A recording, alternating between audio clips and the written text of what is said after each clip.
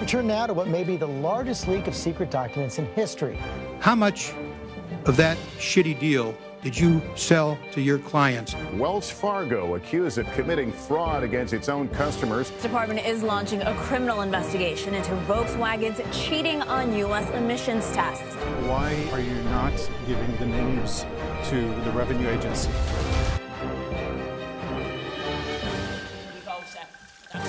Remember Martin Shkreli? He was dubbed the most hated man in America when his pharmaceutical company raised the price of a drug, a pretty rare drug, by about 5,000%.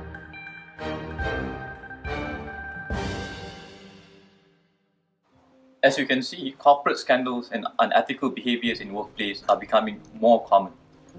We, Ethos Production, are committed in addressing these issues and to educate future business leaders. Our mission is to raise awareness on corporate morality, ethical behavior in the workplace, and discuss the role of business schools in embedding values in students.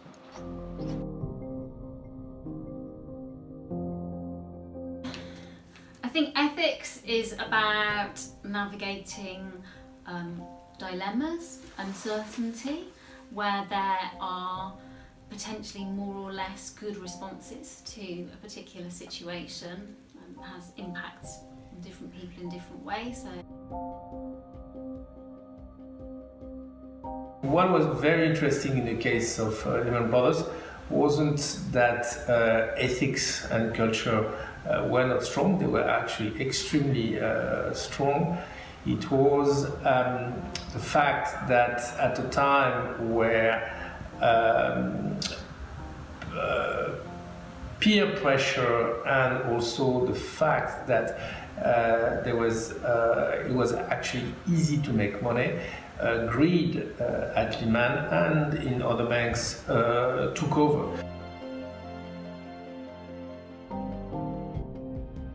In every module that you're doing, whether that's a finance module or an OB module or an accounting module or whatever, there should be an ethical component in terms of thinking about the implications, because otherwise it's just a distinct, discrete part of the curriculum.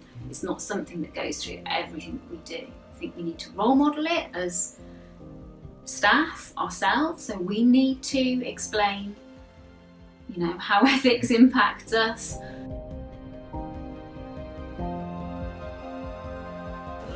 Based on the interviews, we have seen the importance of ethics from both the point of views of academics and corporate executives.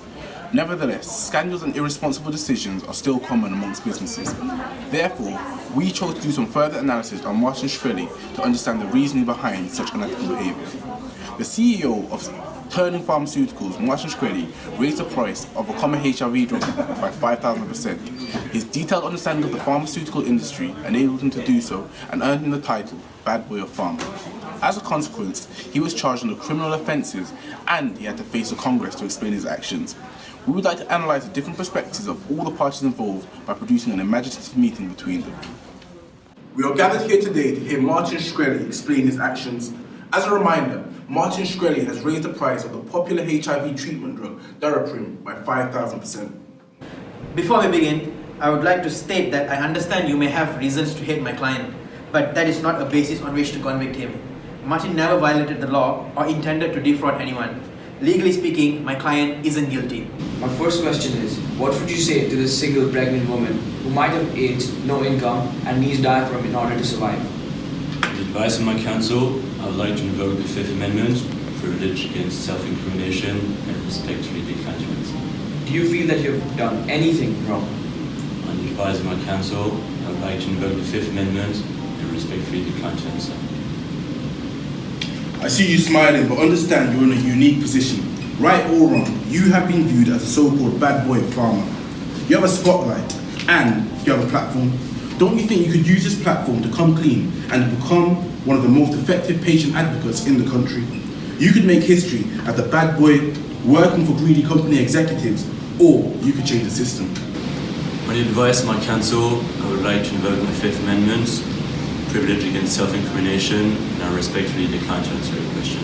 Why don't you want to answer our questions? Not everything you say will be used against you in court. I intend to follow the advice of my counsel, not yours. It's not funny, sir. People are getting sicker and sicker. People are dying. Well, since he has invoked his constitutional right, I would like to respect the decision, but I would like to ask, no, I would like to plead to you to use any remaining influence you have over your former company to press them to lower the price of the drugs. My client is the hero of pharmaceutical. He raised the price of Doraprim to spend more money on research and development. Will you find him strange? Yes. Will you find him weird? Yes. But Martin Shkreli is brilliant beyond words. The Martin Shkreli that I know is a genius.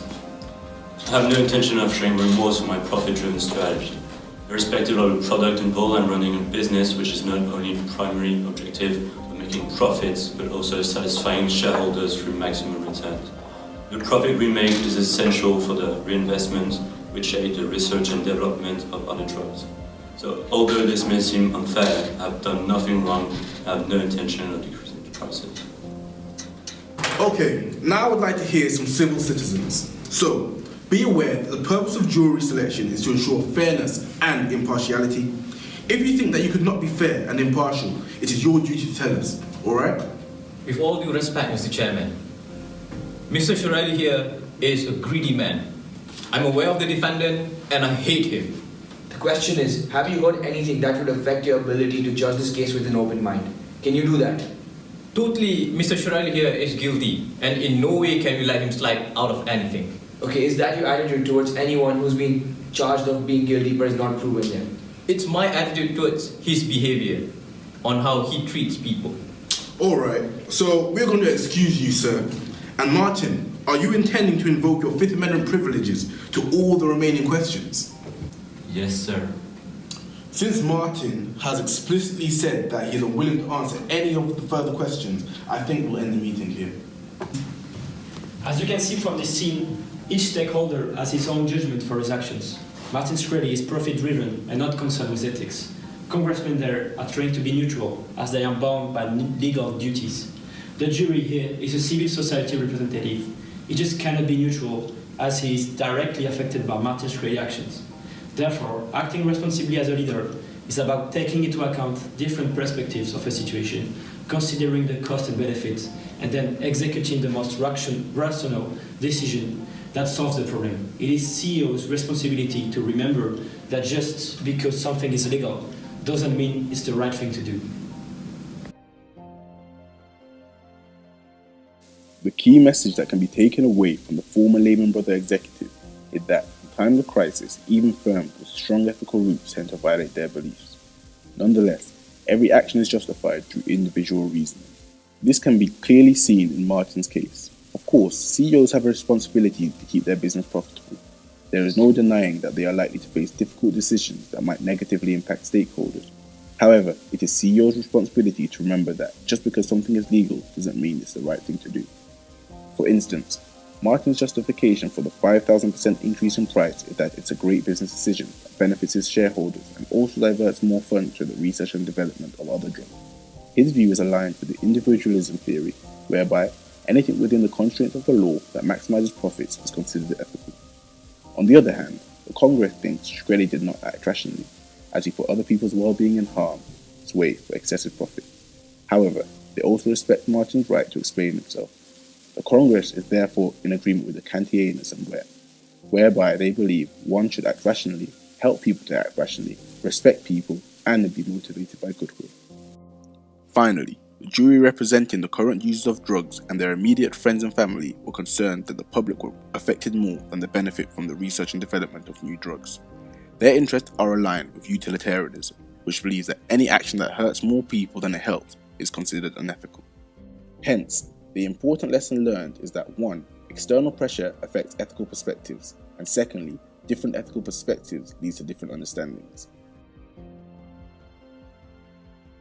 Since there is a problem of perspective in any ethical dilemma, it is important for a leader to understand the different views which results in different consequences.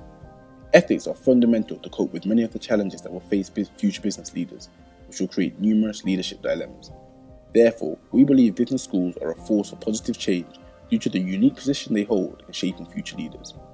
Ethics is an art as much as science, and business schools are responsible to prepare students adequately to deal with increasingly complicated and fast-changing global issues.